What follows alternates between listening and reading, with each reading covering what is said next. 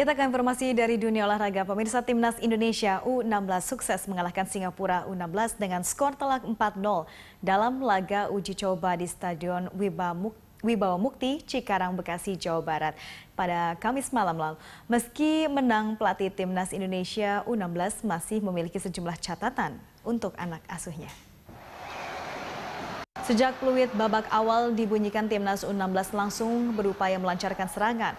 Beberapa kali peluang berhasil diciptakan oleh anak asuh Fakhri Husaini ini.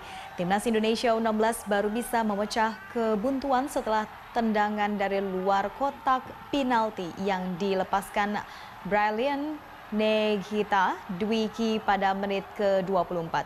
Garuda Muda berhasil menggandakan keunggulan setelah memasuki babak kedua melalui sepakan Sukra yaitu Fajra di menit ke-48. Indonesia unggul 2-0 atas Singapura.